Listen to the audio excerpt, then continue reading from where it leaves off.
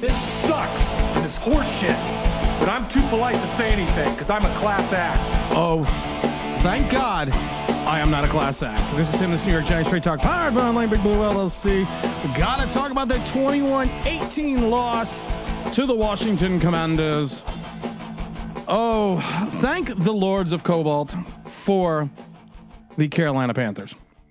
Because honestly, if we did not have the Carolina Panthers, we would be the worst team in the league. Everything that I said was going to happen happened today. I wish I was omnipotent. I wish I just knew, I just wish I could give you a better reason and rationale besides just looking at this team and looking at this roster and just figuring out we're not good. We're not good defensively. We're not good offensively outside the likes of Malik Neighbors. We're just not good. The Wonder Twins, again, no sacks today. People say, well, Kayvon Thibodeaux had 2 tackles for a loss. Okay, but your job is to get after the fucking rookie quarterback. You got beat by Sam Darnold and now Jaden Daniels.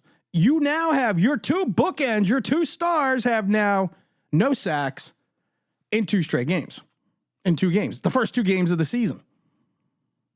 Daniel Jones is garbage. Malik Neighbors bailed this kid. Not even a kid. Malik Neighbors bailed Daniel Jones out all day long. Daniel Jones had 178 yards passing. 127 went to Malik Neighbors. He only had 16 completions. 10 of them went to Neighbors. Neighbors was targeted 18 times. He only threw the ball, Daniel Jones, 28 times. He targeted Neighbors 18 times. I mean, do we look at the defense of the offense first? Because I kept saying this about this offensive. I kept saying this about our defense. It's quite simple how to beat the Giants. You don't need to throw it up on the whiteboard. Excuse me. You don't need to have the Einstein of football looking at this team. You can easily see attack the edge. Run at Kayvon Thibodeaux, run at Brian Burns because they don't play the run well and there is nothing behind them besides Bobby Okereke. If they didn't have a rookie quarterback who still went 23 or 29 for 226, no, he hasn't thrown an interception in his career, they may have lost this game by 40. Brian Robinson Jr., 17 carries, 133 yards, 7.8 yards a carry. They ran the ball 35 times for 215 yards, 6 yards a pop. It's not difficult how to beat this team. It's not. You just run at their perceived strength. That's all you have to do. Just run at their perceived strength. It was the battle of the field goals. All the points came from Washington on field goals. But they still had drives, 8 plays, 65 yards was that light drive for the 30-yard field goal. The other play, 9 plays, 45. The other play, 9 plays, 59. 9 plays, 56.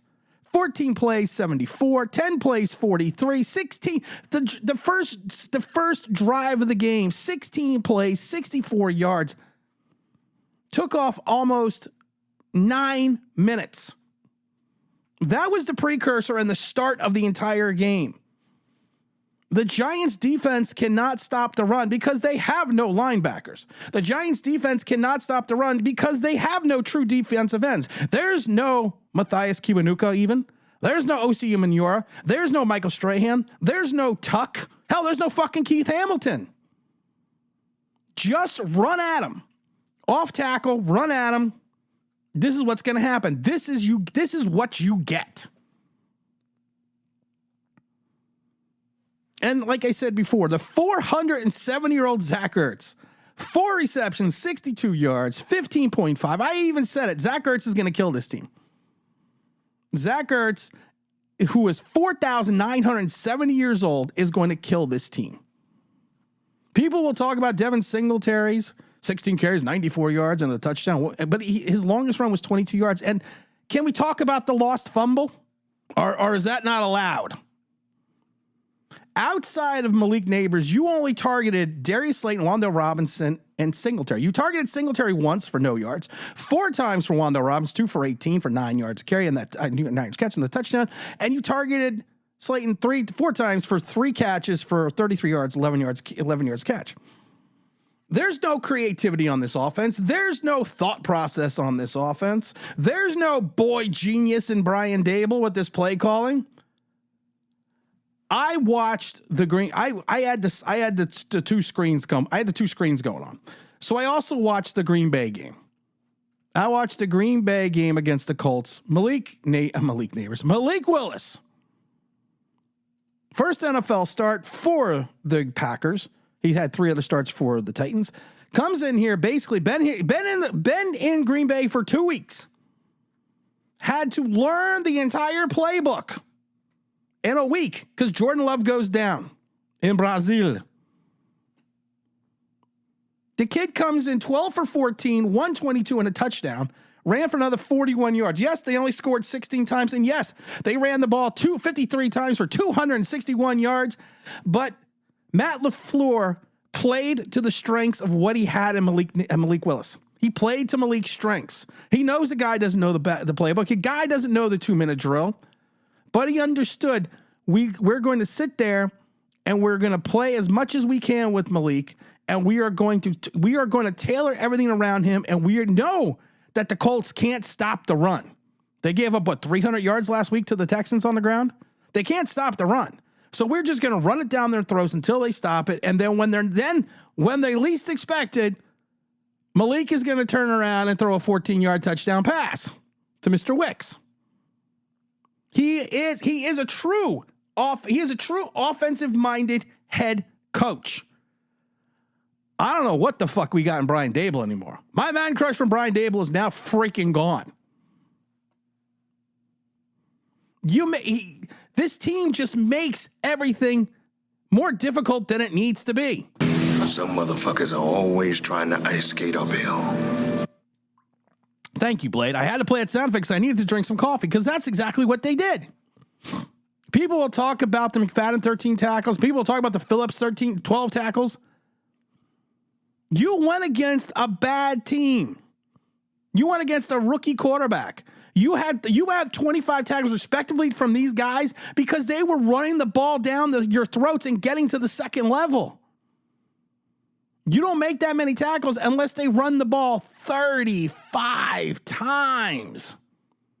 Not to mention they also had an additional 23 receptions.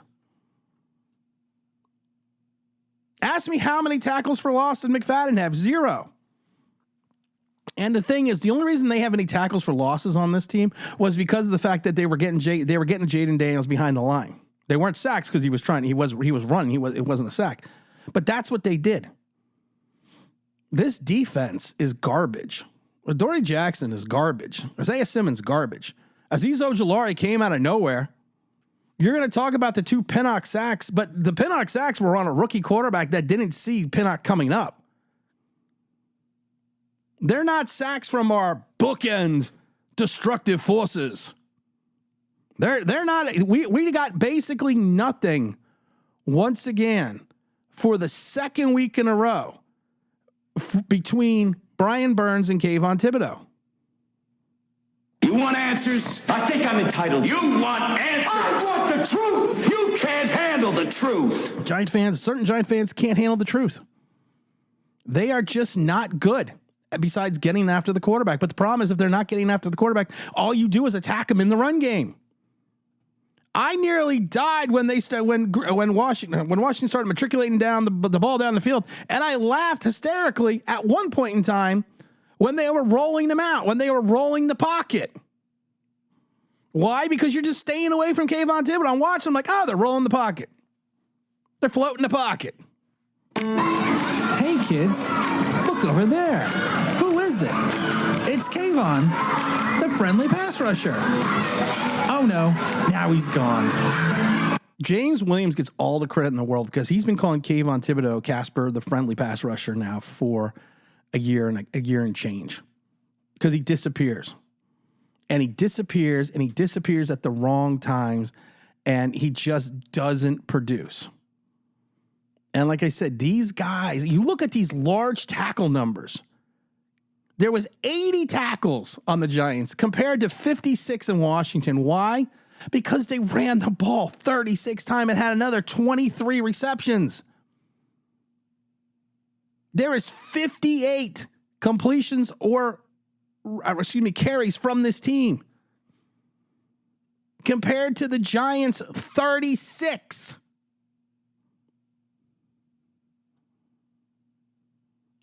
Daniel Jones was literally sacked once. And this is not a good defensive secondary. Washington is not a good defensive secondary. They're not a good defensive line. And somehow we still ran and just did freaking garbage. I am so pissed at this game. I'm so glad Malik Willis won over in Green Bay. We got to play it. We got to play it for Kayvon. It's for Brian Burns too. I gotta come up with something. The old line thinks I'm nothing if I only had a sack. We got to start a pool to say, when do you think they're going to get their first sack of the season?